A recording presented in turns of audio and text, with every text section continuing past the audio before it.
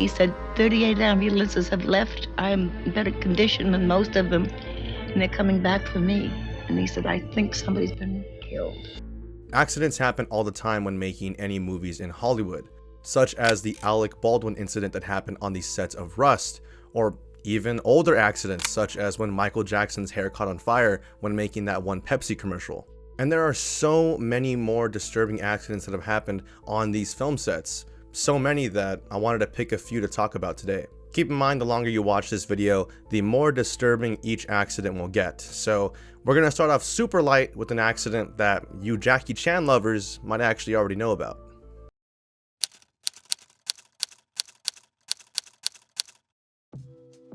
Jackie Chan is no stranger to crazy stunts. In fact, I could probably make an entire video just around that one topic, but the one that I wanted to talk about today was a stunt that nearly got him killed. In Jackie Chan's Armour of God, released in 1986, there is this scene right at the beginning of the film where he's supposed to jump from this tree and ride the branch to cross the gap between these two structures. Now, if you somehow don't know who Jackie Chan is, I would suggest watching the movies because they're freaking awesome. It's probably one of the birthplaces of people doing kung fu fights with their friends. But if you somehow don't know who he is, he does all of his own stunts. That's like what he's known for, is besides all of the awesome fight scenes that he's created, a lot of people know him for the fact that he doesn't use strings or anything. He does all of his stunts himself. So during this scene when he jumps, he actually did jump onto the tree and rode it across. But the first time they filmed it, it actually did not go as planned. The branch he grabbed onto actually snapped and he started falling. And he was actually ready for this. He is a professional after all. He was ready for this in case this happened. And you can see him grab onto a lot of the other tree branches, but no matter what he did, all of the other branches just continued to break and snap, and he ended up falling almost 25 feet straight onto his head. Lucky for him, he actually had the reflexes and the knowledge to correctly cushion his landing, because there is an actual correct way to fall. That's why most sets have stunts professionals doing these action sequences, because even in the most dangerous of accidents, just knowing what body part to let hit the ground first will actually manage to save your life. In this situation, by allowing his lower body to take the fall first and by utilizing his arm to cushion his head, he actually managed to come out of this entire thing alive. However, Jackie did sustain some pretty hefty injuries, as it's reported that one of the rocks he came in direct contact with actually severed a hole directly into the side of his head. He's even talked about this exact injury in interviews with Conan O'Brien and has even made him feel the hole in the side of his head. Now, before we move on, I wanted to talk about an earlier accident that happened a year prior to this that I think is even worse than just severing a hole in your head. And this stunt is actually my personal favorite from all of the Jackie Chan franchise. So in Police Story, that was released in 1985, during the climax of this fight, Jackie leaps off the edge and falls what looks like 6 or 7 stories, causing all of the lights around him to break, and to top it off, he falls through glass at the very bottom of this entire stunt. Doing this entire thing is already pretty impressive. Like, I think most people watching this, it's crazy to think that this guy did this without any safety precautions. Obviously, he had a team ready to go, but he straight up just did this. He jumped onto a pole, slid down, broke all those lights, and crashed through glass. But what if I told you he also burned off all the skin on his hands? Not only that, but he suffered a dislocated pelvis and has been said to be lucky that he didn't get paralyzed. Since this incident has happened, Jackie Chan's actually gone on the record explaining that after this incident occurred, he didn't realize how injured he was until all of his adrenaline wore off. Again, we're starting pretty light off. This is just in my opinion, a run-of-the-mill Jackie Chan incident. If you watch a lot of Jackie Chan films, this probably didn't surprise you too much because he's always breaking his body and doing crazy stuff. But just wait till we get to the next one. Roar is a movie that came out in 1981 and was created by this man, Noel Marshall. Based on the cover, you can probably tell it's going to be some sort of adventure movie with lions, tigers, and all sorts of other animals. And you'd be correct if you assumed all that. It's about a man that lives on his own preserve with a collection of big cats with the intention of studying their behavior. The wild animals in the film are a huge part of the story and are seen many times throughout the film. Throughout the film, you see a lot of the animals playing around with the actors and actresses, specifically the lions even going as far as pinning down and playfully biting and scratching some of the actors and actresses. And if you're watching a lot of movies, you would assume that these are just like trained animals going through some choreography with people on set, but that's actually not the case. Every animal that's in this movie is actually just a wild animal, straight up mauling on people. Every single animal that you see in this movie is not professionally trained. There was no person on set that was there to take care of and professionally move these animals. They were just literally wild animals that were released to be played with on screen. It was this decision by the director that cost over 70 people very serious injuries that were on the cast and crew. And most of the injuries were caused by the lions that were on screen, as well as one injury that happened with the elephant that's in the movie. And it's no wonder, because these cats were not professionally trained animals. The ones that you see on screen that actually were the cause of many maulings of the cast and crew were the personal cubs of Noel Marshall that he tried raising with his family in the hopes that they'd become comfortable around humans. And it's at this point that it's actually important to note that Noel Marshall actually had a lot of his family involved in the making of this movie as well. What's truly disturbing about this film is these scenes in which people were actually injured by the animals were all left in the movie. So when you hear people in the movie screaming for help or telling them to stop, they're being serious. They're actually calling out to the director to stop what was going on, and he would just ignore it and keep filming. This included scenes where the director's own family had to be sent to the hospital because of what happens on screen. And as I mentioned earlier, there was a separate incident during the making of this movie with an elephant, where the elephant crushed one of the cast members' legs with its tusk. If you're interested, I'll leave a link below to a compilation that someone made of all of the scenes involving the lion attacks, because there are a lot throughout the film, and some of them are just insane to watch, because knowing that no one got injured when the making of this film is just a wild fact after you see what exactly transpires on the screen. And it's honestly just really hard to watch. The reason this is on here is because it's really disturbing hearing some of the actors and actresses crying for help, because a lot of it is genuine cries for help. And obviously it's because no one wants to become these wild animals' next meal. Speaking of your next meal, and yes, this is a segue into the sponsor of today's video, HelloFresh. I'm sure everyone watching would appreciate amazing home-cooked meals that are well thought out, healthy, and most of all, affordable. But with how the average work week goes, it's pretty hard to find the time to do proper grocery shopping, even if you're fortunate enough to work from home like I am. HelloFresh simplifies the entire process, simplifying down the meal planning and preparation by sending you nutritious recipes and pre-portioned ingredients straight to your door. And all of that for a pretty affordable price. This means no more buying 3 or 4 cans of spices every time you want to cook because you're too lazy to check the pantry if you have some at home. No more meal prepping or having 6 or 7 tubs of extra chicken and rice that's just going to go to waste in the fridge. And instead, having very easy to cook home meals, even for the culinary impaired. And if you're sitting here watching this, snacking on a bag of chips, telling yourself, well, I don't even cook for myself, so what am I going to use this for? They also got snacks. Whether you want sides, desserts, or their wide range of snacks, there's a lot more that HelloFresh offers that you can just simply add to your weekly order, and they will also arrive at your doorstep alongside those awesome meals. And for those that want to customize their meal plans or just have any kind of dietary restrictions, you can do so by swapping, upgrading, or adding different proteins and sides when selecting your plan. So stop putting it off and telling yourself that next week you're going to start cooking, and just sign up today using the link in the description and begin using HelloFresh right now. Your stress levels and your stomach will thank you later. Thank you to HelloFresh for sponsoring today's video. Now let's get on to the next disturbing on-set film accident.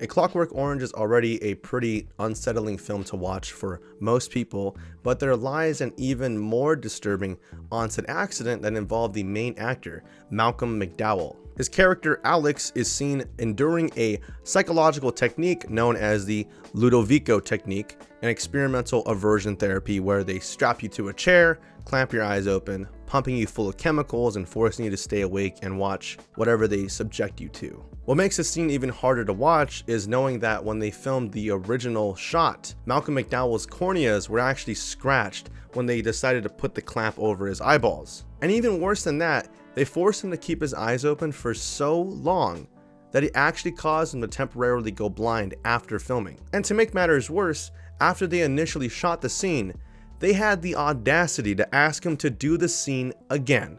And after reluctantly agreeing, they scratched his cornea. Again! And this isn't even the worst thing that happened when making this movie. McDowell actually cracked several of his ribs when shooting another fight scene. This occurred when an actor kicked him a little too hard in the chest. And we're still not done with Clockwork Orange. There's actually one more thing that happened on the set of this movie that is just very, very creepy. There is another scene in the movie where they straight up drown the main actor.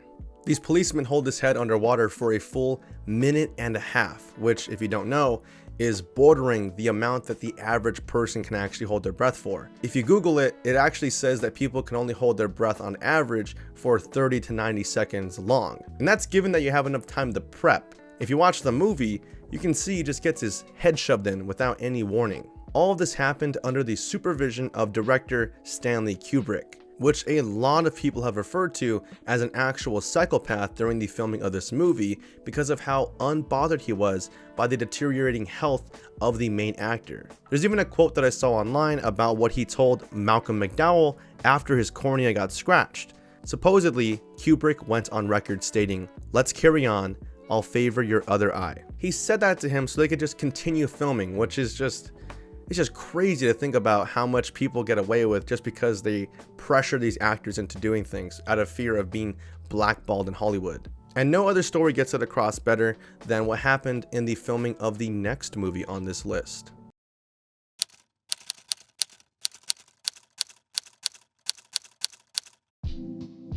It might shock you to find out that during the filming of Back to the Future 2 and 3, there were two separate incidents that nearly killed two different people. In Back to the Future 3, Michael Fox almost accidentally hung himself. And you might be asking yourself, like, how do you accidentally do that? It's not like you trip and fall and end up in that situation. If you've actually watched the film, you know there's a scene in the movie where Marty is dragged by Mad Dog and his gang by this rope, ultimately trying to lynch him in front of the entire town. During the making of this scene, Michael Fox's airways were actually blocked because of how tight the rope became that he was knocked unconscious. What's really scary about this situation is that the more you ask for help and panic, it just looks like you're being an amazing actor. And that's what a lot of people that were on set of this movie thought was happening. A lot of people were convinced that Michael Fox was just giving the performance of his life.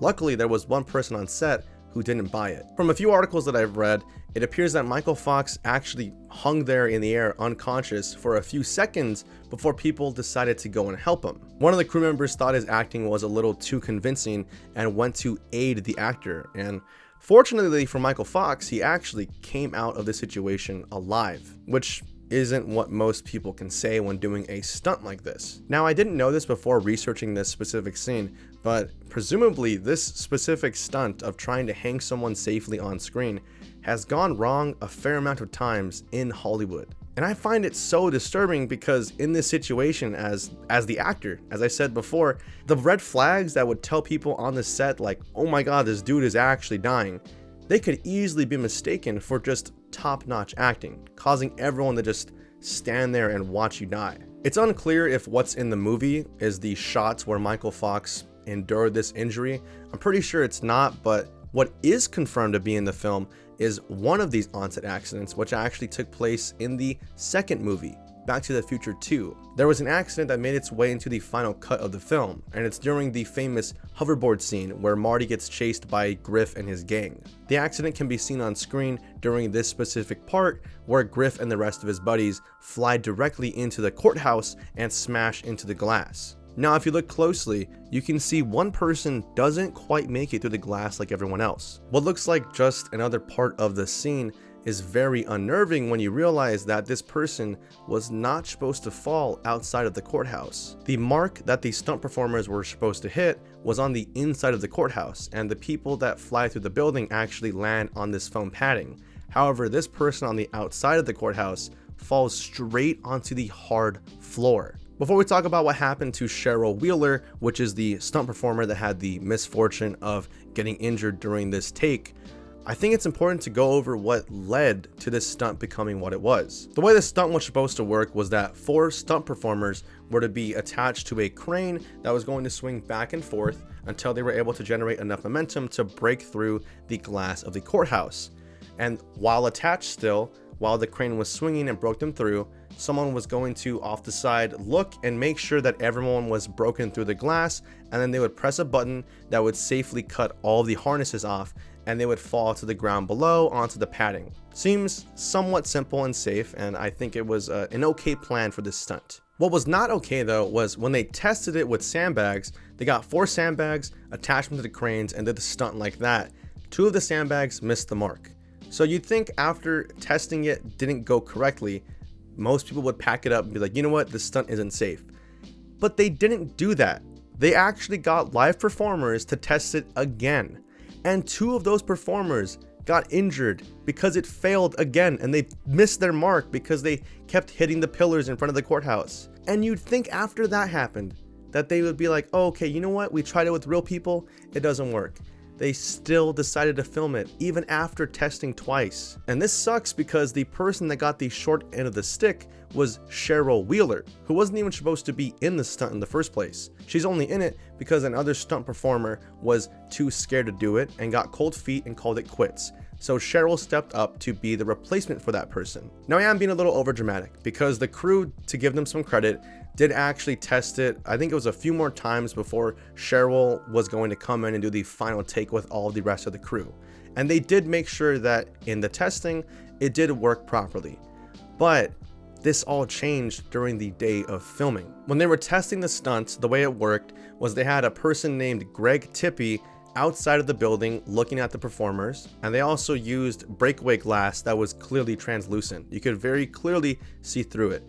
If you watch the movie, you'll notice they didn't use very translucent glass. They used glass that was very hard to see through. And it's because when they filmed the scene during the actual day they were going to shoot it, they changed the glass. And they also changed where the button presser stood. Greg Tippy, who is the person that ended up pushing the button, decided on the day of filming that he's just going to change up the entire routine and walk inside of the courthouse and press the button from in there, because he thought that being inside, he'd be able to see very clearly if everyone was coming out of the building or not. And to add insult to injury, there was even one more change they did that made it even worse, that caused this on-set disaster.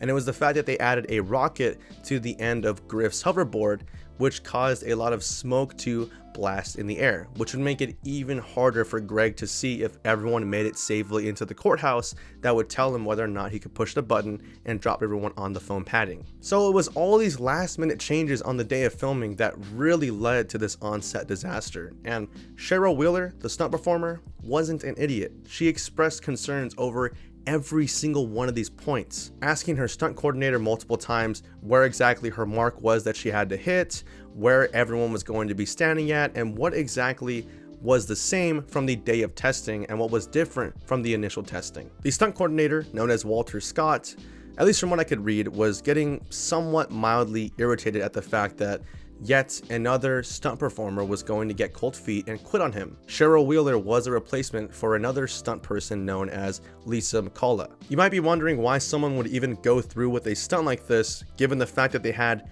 this much concern over it. And to answer that, I think we need to take in the context of the situation and the time period in which this happened. Because it was 1985 and Cheryl was a female stunt performer, there was a lot of pressure during that time to basically hold up this facade of, surely I can keep up with the male stuntmen. And also there was a lot of pressure from the fact that she would literally be leaving the stunt for cold feet for the same reasons that Lisa McCullough did. And on top of that, Cheryl had just started doing stunt work that year, so she didn't want to cause any trouble and risk being labeled as that person on set. And so for all those reasons, she trusted the 20 years experience that her stunt coordinator had, and despite all of her concerns, she went through with this action sequence. When we actually got to the day of filming, there was a lot of arguing that went on between Cheryl and the man responsible for doing the wire cutting, which was known as Greg Tippy. Cheryl kept asking Greg about all these questions. Why are you going to stand over there? Why are we using this new glass instead of the old one?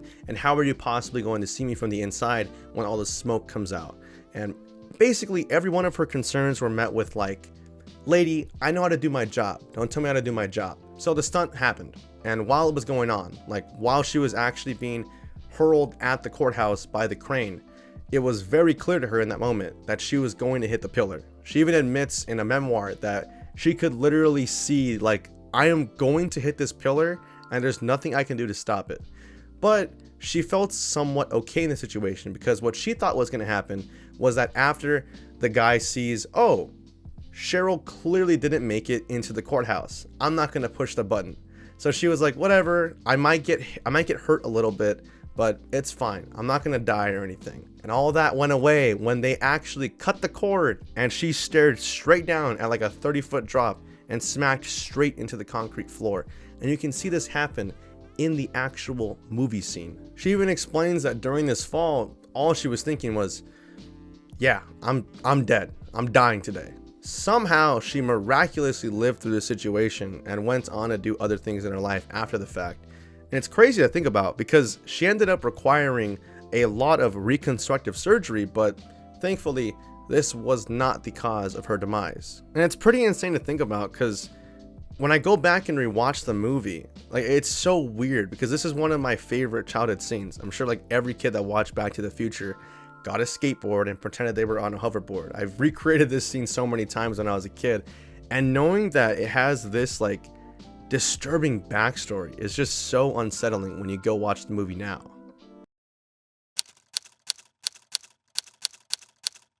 Noah's Ark is a 1928 American epic silent film that was directed by Michael Curtiz that was obviously based on the biblical story of Noah. Produced by Warner Brothers, the film is known for its ambitious production and special effects. The movie tells the same story of Noah, who builds an ark to save himself, his family, and animals from a flood that is brought on by humanity's wickedness. What sets this film apart from a lot during this time was the director's dedication to making it extremely lifelike and realistic, requiring a massive set that included a life-sized ark, and the terrible decision to utilize a flood sequence that required thousands of gallons of water. It was this decision to use that much water to try and create a realistic depiction of the flood that caused the loss of many lives. The director was very secretive about what was going to happen during this flood sequence, and in fact, a lot of the performers were unaware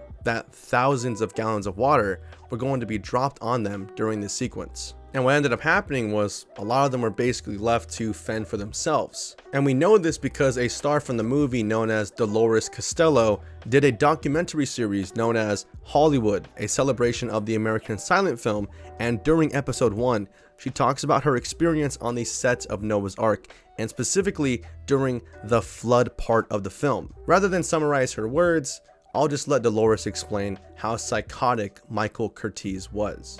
Horned steer in there, and human beings, and some dummies.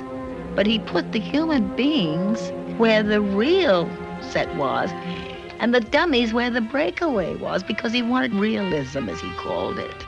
There were people injured. I found a man leaning against my dressing room door, which was really an office, and he was heavily bandaged. And I said, "What's wrong?"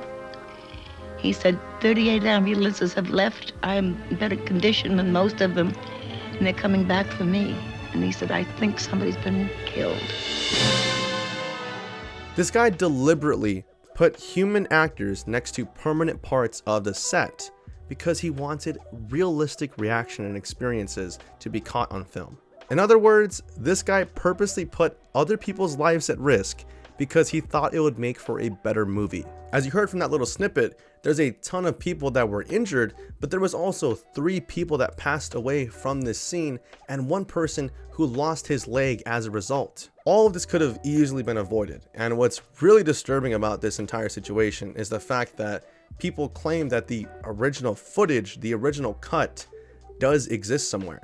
That original film with people actually squirming around and you seeing the actual deaths happen on screen exists somewhere out in the world as lost media. And in the cut that's public and available to watch, you can still see the real panic on people's faces when the water drops on them unexpectedly. This is truly one of the worst disturbing accidents to ever be caught on film. That's going to end today's video. Let me know what your thoughts are on some of these disturbing on-set film accidents. I will make a part 2 if people want me to. There's a lot more other ones that I would like to go over. Even some other ones like the Michael Jackson one or the Alec Baldwin incident, I'll go more in depth and explain what really happened on those sets, because I'm fascinated by this stuff, you know? It's unfortunate that this stuff happens, but I always like getting the information out there, because I think it's messed up that Hollywood tries to put these things under wraps and the people that are responsible for this are never held accountable. And I like getting the information out there so people know who's to blame for these things happening. Now, we can't end today's video off without the patron shout out. So thank you to everyone that has joined. I say it in every single video when I do this part, but thank you. Like, God, dude, I'm smiling so much right now. I don't know how to express how thankful I am. We've grown the Patreon so much this month, and I've been trying to get more content on there. I have more sneak peeks and little snippets from my life making the videos and whatnot on there. So it's more than just extra content from the channel. You guys also get to see how I make the videos and little extra sneak peek snippets before they get released to the public. I had like the Opal video on there like a week early. Same with some other videos. A lot of stuff gets on there very, very early. So if you want early access to a lot of things, I would highly suggest checking out the Patreon. I do have 3 tiers right now that all offer a lot of different cool perks. Now, with all of that said, I will see you all in the next video. Thanks for watching.